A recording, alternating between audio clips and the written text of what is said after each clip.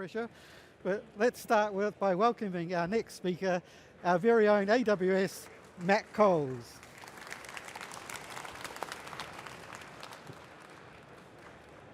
Hi everyone, how's it going? My name's Matthew Coles, as Trevor just introduced me. I'm here to talk about getting started with AI-driven app development.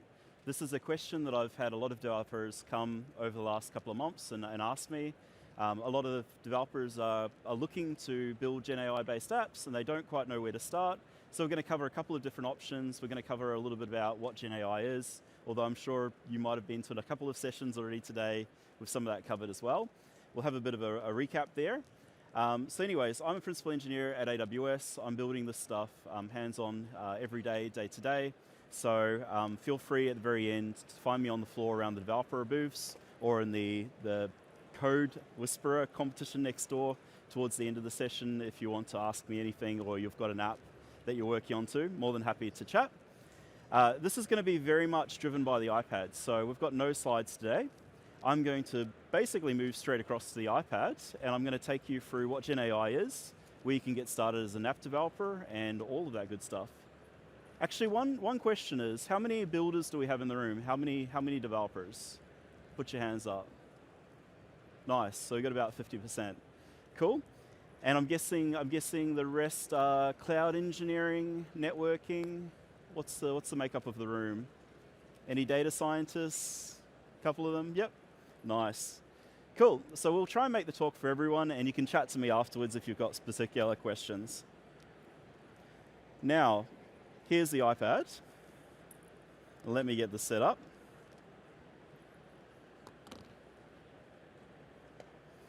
So the first thing that I wanted to explore is, I guess, the very first question that people have, and that's like, what is, and don't judge my handwriting, but what is AI and what's Gen AI in particular, right? And I'm not great at handwriting, so I do want to kind of like ask for a bit of forgiveness there. So artificial intelligence at the top level is really about replicating or mimicking human behavior. So AI is really what you see in those sci-fi movies. It's where you've got robots that can converse with humans, interact with them, perform tasks, live amongst them. You'd have seen this on many different TV shows and movies where there's like a robot alongside of a human. Or you might have seen this on particular products where you've got like a human that's engaging something on a website that's made to feel and mimic the responses that you get from a real human being.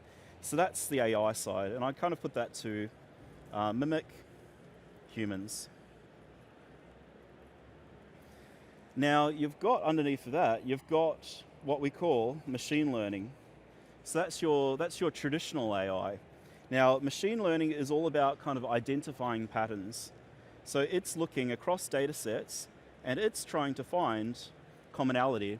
So machine learning traditionally has been really good for use cases where you might want to say, here's a large data set about the weather. Tell me within that data set what the weather could potentially be within the next 2 months. And so it's really good at trying to make that forecast or that prediction around what's going to happen next based on that data that you've got there already. It's really good at understanding sentiment within conversations as well. So if you go, here are all these negative words, and we've got these sentences that people are writing to us on our chat. We might be within support or customer care. Let us know if they sound like they're getting quite negative with the words. So there's a lot of different things that ML can do within that space, and it's really good at basically giving you standardized outputs from the inputs that you provide. So that's the way that I like to think about it. Now, a little more on the experimental side, we have DL. So DL is deep learning. Deep learning is where neural networks come into play. You might have heard that term beforehand in a couple of different places. But the idea is we're almost trying to mimic the way that the human brain works. Now, it is a little bit different to that. It's not exactly the same. But the idea is you've got like paths and coordinates that kind of like go from like, let's say left to right, kind of go through this like network of different questions, different ideas, and eventually out the other side you get an answer. So that question that you might have is, tell me who the president is of the USA, right? And the neural network will have a data set with it, and it will try and pass through numerous questions, numerous points within that data set to eventually come out and guesstimate as to who the US president is. Now, really, which is quite interesting, is Gen AI sits kind of within this space as well, right? So Gen AI is really about having a mass data set. So a huge data set that knows a lot of things, and then being able to pump questions through different inputs and have those answers provided, those predictions made on the other side. And we're learning a lot about it still within this point in time. I'm sure everyone's played with the different tools online for generative AI or large language models. And they've realized like it's really accurate with some things where it's got a lot of training data. Sometimes it's a little less accurate because when you've got a large data set and you're training a model on that large data set, you do run into things where you might get a more averaged answer if it's got a lot of training material in a particular subject, because it's trying to help you out and answer your question, but it does kind of work to the law of averages. So Gen AI sits within that camp, but it does some incredibly cool things, and the tool sets that are getting built around generative AI as well are getting really, really, really awesome. I kind of view the space, and you'll see it throughout the presentation, as three separate technologies that have moved forward, right? The first one would be what we call like your RAG, your vectorized search, right? Retrieval augmented generation. We'll go into that in detail a little more in the session. The next thing that I see is you've got the LLM itself, like these huge large language models that large tech companies have developed on their own and then made freely available for everyone. It really empowers things. Large language models, actually, the technology that's driving it, just as a side note, is transformers. If I can actually write properly today. And transformers have been around since about 2017. So the difference between why we didn't have it in 2017 and why we've got it today is it took that long to train large data sets using this technology. The third thing that I do see come into play, which I think is the most exciting part, is actually agents.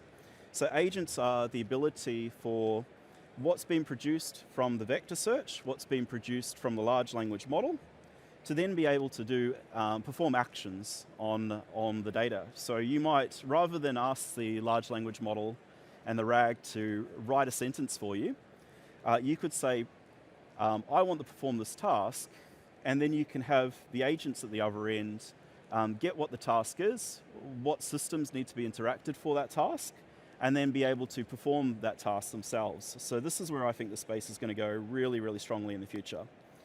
So that's kind of like my view on what is AI and Gen AI at a high level. Now I am going to clear the whiteboard, and I think we are going to go into, let me see, we're going to go through the use cases next. So, if I can get the app working for me. There we go. So the main use cases that we do see today, the first one is really code related.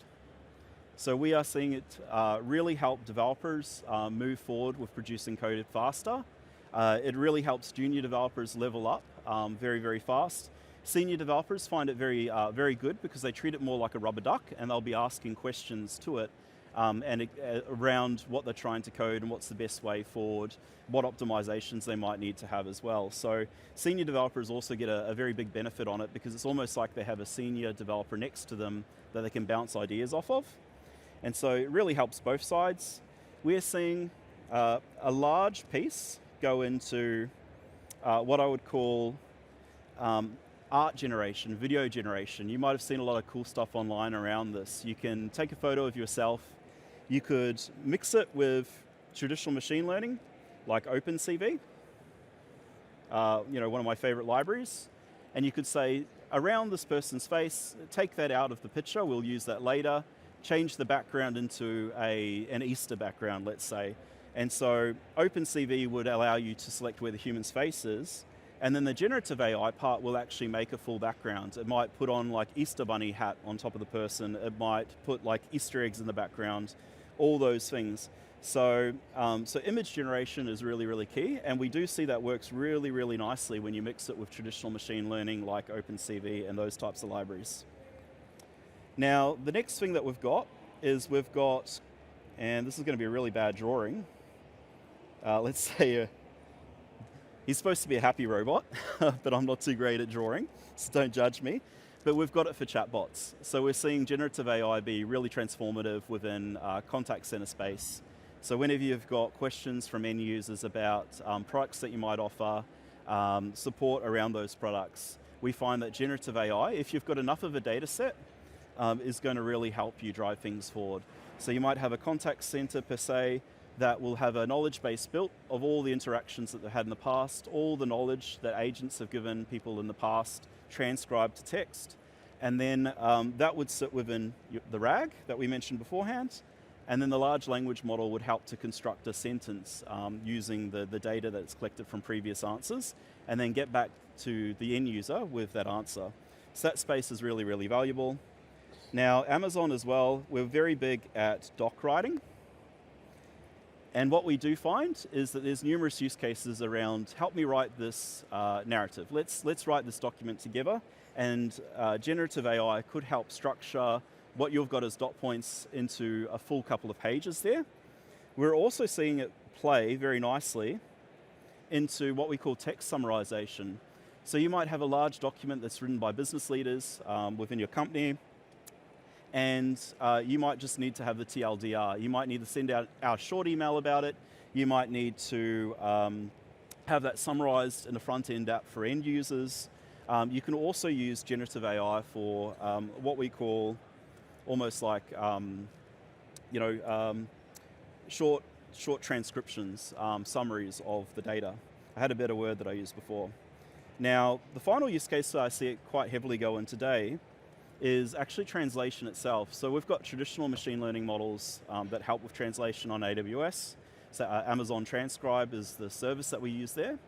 But we do find that generative AI has been quite helpful in this space. You might have noticed in my accent, I'm 50% Kiwi, 50% Aussie. So I'm going to say kia ora. Now, what does kia ora mean in English? Well, it means hello. So the AI model is going to be able to translate between languages. We're seeing it really help different users within the business from different countries share their ideas in their native language, and then have that given into another language like English, so we can understand them better, where they're coming from, what their ideas are, and the like. So translation's really powerful as a feature too. Now, if I select all of this and delete it again, these use cases are going to grow in the future. Like, we're only really just learning. We're at the very start of the journey as to what these things can do. And I think agents are going to open up a huge world where there'll be so much more in terms of automation that can be done, and you'll be asking critical thinking questions of the model, asking it to provide a list of tasks, a summarization, and the like. So there's going to be way more use cases in the future, but this is kind of where we see a lot of people playing today, and it adding a lot of value already. Let's go back to the AWS stack. So let's take a step back from Gen AI and have a look at all the services that we do have in the machine learning space. So I am going to write up Amazon Tech Stack. And the reason why I want to put this together for developers is I find it really handy to know what's out there. There's so much. There's over 200 AWS services today.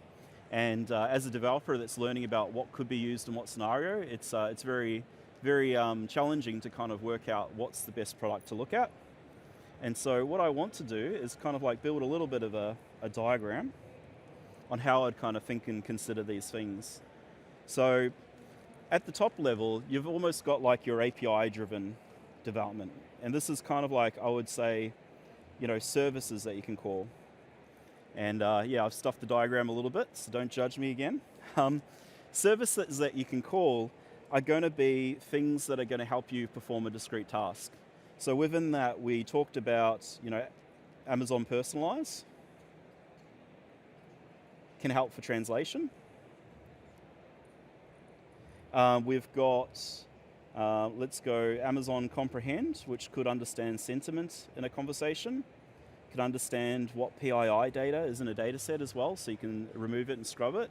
You've got a number of different services there that sit within this realm that can help you for different use cases. Amazon Lex could be considered one as a chatbot that sits within here as well. So these are all your traditional machine learning services. And you basically, as a developer, you'd be building your application, and you could just basically reach out to one of these services to this API endpoint, and you can say, I've got this text, it's in South Korean, please translate that over to English for me, and these services would just seamlessly do that for you, return that data, and then your app would continue running. Now, we also have Amazon Q, and we also have Bedrock come into the equation here as well. So Amazon Q, you as a developer could build generative AI into your application fairly quickly, or you could build a whole application using Amazon Q or PartyRock, one of those services, so it could replace quite significant features in an application as well. They're of course going to be more generic applications. It's not going to be handcrafted for your business in those scenarios. But Amazon Q can kind of extend from that, and you can bring in your own data to make it more customized for an application that your business may want built, but they don't traditionally have a lot of development time to build that. Then you've got Bedrock that sits in here, and it effectively acts as an API to all the different models, so many different models that we have that are coming out there in the evolving Gen AI space. So you've got Amazon's models such as Titan, you've got models such as Claude V2 and V3, you've got Mistral there as well. So you can kind of access the best of breed models that might be really good in particular circumstances, and you can kind of select and work out which ones work best for you. And Bedrock's kind of the API that you'd call there to get that answer back from that large language model. And it is just one call to an API from a development point of view. Bedrock does have a lot more than that inside of Bedrock, so when you start to go under the hood, it can actually manage RAG for you using OpenSearch behind the scenes. It can deliver functionality around agents that we talked about at the start as well. So Bedrock can also be a platform that almost extends into kind of the space that I'm going to put underneath, which I call platforms. So in terms of platforms that developers can use, data scientists can use as well, you've got SageMaker in there, and you've also got Bedrock placed in here as well. So Bedrock's going to have a ton of capabilities that you can build a generative AI application around. SageMaker, if you're building a traditional machine learning algorithm, or you've got a series of them, it can actually allow you to build, develop, experiment, do that very, very quickly. But it can also provide API endpoints, so your application can call that, similar to Bedrock as well. I call these platforms because there's a lot of models that you can get off the shelf with both, but you've got a lot of customization if you want to make something unique for your business, and there's a series of tools within them that really help you as an end user kind of solving problems within a business.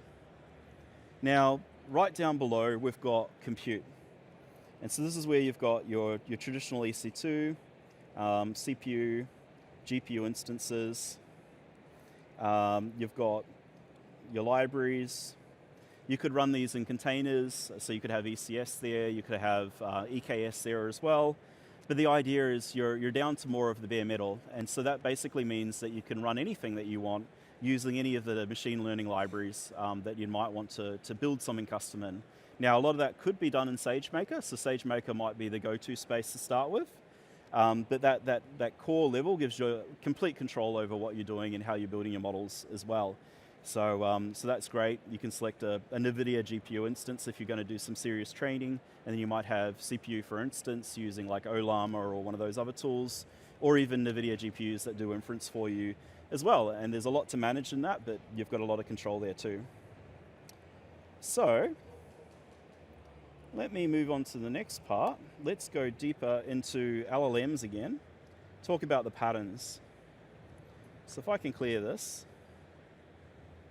here we go. So how does a large language model work? We kind of talked about having a customer on one side. Could be anyone, it could be someone in the business, it could be an individual user that's got a question. And we know that you've got your large language model. You might have Mistral, Claude, Bedrock. We've got this generative AI piece here. And what's kind of in between? So this is part of the space that developers are learning a little bit more about as they dive in and learn about generative AI. And this is where you've got the things that I mentioned before, like RAG. So how does RAG work? So RAG uses what we call semantic search. Oh, I'm really bad at writing today. Here we go.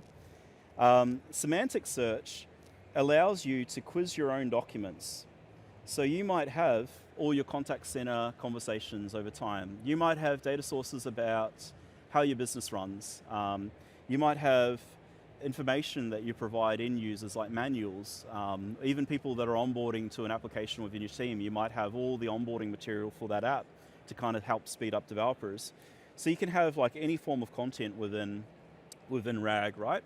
And generally the systems, the databases that you store this information in are going to vectorize that, and they can use Titan or Mini LLVM, if I get the name right, or other models that are basically going to basically vectorize the data and store it as vectors within your database. And those data sources will be brought in by your business, right? And within that RAG is going to be quizzed at the very start of the user's conversation. So usually you hear a lot about prompt engineering. Prompt engineering actually kind of sits over on this side, right? So you've got your end user, I'm not going to write prompt engineering. You've got your end user, and you might have a couple of things that you might define around that as a business. You know, only talk about my product, only talk about my business, don't say anything negative about a competitor, be helpful to the user, play this particular persona, have some of these characteristics to give it a bit of personality. All of that will happen in the prompt, but the prompt will actually use the RAG to access OpenSearch, the retrieval augmented generation, and it will say, this is what the end user's asked for. It will convert it to vectors, and then it'll go to the vector database and it'll ask for what are the nearest pieces of data that you've uploaded into the data set. You know, it could be PDFs, it could be anything. And it's going to go back and say, well, these documents are the most relatable. Here's the content on each of those documents. And it can actually even give you the links to those documents, so you know as a business that the information came from these places that was used as part of the generation. And it'll feed back into the prompt saying what the user's asked for, these are the relevant documents. I'm kind of overemphasizing this here because this is actually really, really interesting, and I think taken for granted these days. And that's that if you've got a user that wants to get information back and you don't care whether that's conversational or not, you could actually stop at the prompt in the RAG space. So you could actually have documents from your business brought into the prompt, shared and returned to the end user, the references to where they're stored within your business given to that end user as well. And then that's really the retrieval augmented part of this. The generation is when that comes back into the prompt, and then we almost construct a sentence back to the end user's question. So the large language model is really there to glue the question's answer back into something that makes sense for the end user. So it'll use those documents from OpenSearch, and it will use its corpus of text to work out what to write back to the user in the way that the user's asked for a response, and as well as how you've defined the prompt. So I always find that a little bit interesting. Might have been a little deep, but I do think it's really interesting to know that you actually don't need to go for a full LLM, or you could go for baby LLMs depending on your use case. You don't need to actually go through this entire end-to-end process that they talk about a lot of the time. Now, what are vectors? Looking at time, I'm running out of time. Vectors, quite simply, I'll just write up on the screen. The way that I think about them, and it's a very general way of thinking about them at a high level, is your data is mapped to a series of coordinates. And so those coordinates are stored within a matrix. So like you might have a document stored at position 0, 1. It's going to be multi-dimensional, so there's going to be a lot more than that. And you might have another document stored at 2, 3, and you might have a document stored at 2, 0, 2 here. So when you actually send an end user's question into RAG, and you go, or even the large language model as well, because it's tokenizing and then using the vectors from the tokenization to access the large language model. You go, give me an answer on this subject. And it basically looks up the vectors from your question, breaks everything down into vectors and tokens, and then it goes, well, like these two things, you've asked something that's like related over here. This is where you land potentially. And like a lot of data that you're asking for kind of lives very similarly in a vector space over here. And so you might have the traditional, like you've asked information about kings, and you might have been asking, men. You might be asking about men, or you could have said like queens or something like that. Those types of words would all live within a very similar vector space as each other. So that's kind of how vectors work. And vectors are constantly updated in certain systems, or they are renewed as you input new vectors into your RAG or your large language model that you might be building. So vectors are kind of a cool way to find and correlate information together. Now, there are a few different vector databases that AWS does offer. So my personal favorite, but doesn't mean that it's the best, is OpenSearch. So OpenSearch has native capabilities around vector databases. You've got your traditional Postgres database through RDS or Aurora. Aurora, let's write that. These databases, you can actually use PG vector, so you can actually create vectors in those databases, and they can be highly performant, but there might be a little more to manage. Neptune is another one that we have that's kind of like a graph database, but it also allows you to store and correlate vectors together. You've got DocumentDB. And I know someone's going to talk about my handwriting at the end of this. And then you've also got MemoryDB as well.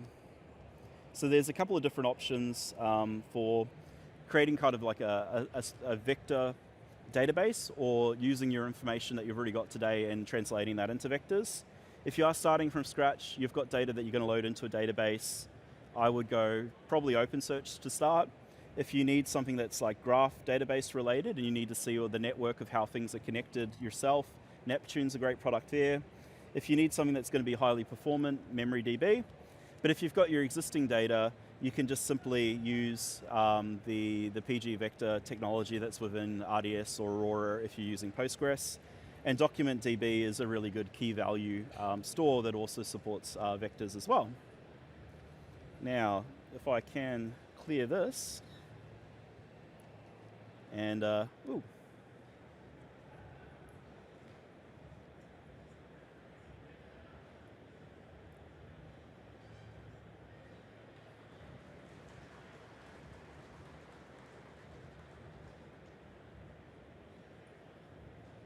It does not want to delete itself. That's okay. We'll leave that one there. So how do you bring data into your vector data store that you've chosen? So you have your docs. You would basically use, you would use your, and if I can create this really well, you would basically have your documents in here that you need to create embeddings for. So you need to vectorize that information. That's a really bad picture, I'm sorry. You would do that using like Titan embeddings, for example. And so you'd take your documents, you'd create embeddings for your documents using Titan embeddings or one of the other products that will vectorize your data. And then you effectively load that into your database. And so you can choose any one of those databases to achieve that. So it's quite a simple process. Now, application-wise, and I wish I had a little more time for this actually, there are many different ways that you can bring your app into the equation. So as I mentioned beforehand, you could just simply have an API to Bedrock. So you might have the application that you've built sitting over here, and you might go, well, we want to use some generative AI features, in that we would go and we'd call the APIs and be able to bring them into our app seamlessly. And that infrastructure that you might manage might be serverless, it might be containerized, it might be on EC2. Doesn't really matter what it is. It's just simply like, let's talk to the endpoint that we've got Bedrock set up in. We've got our vector database set up with Bedrock as well, and we've got all the other things there. That's the same as if you go down the SageMaker path as well. So you can use SageMaker in the equation.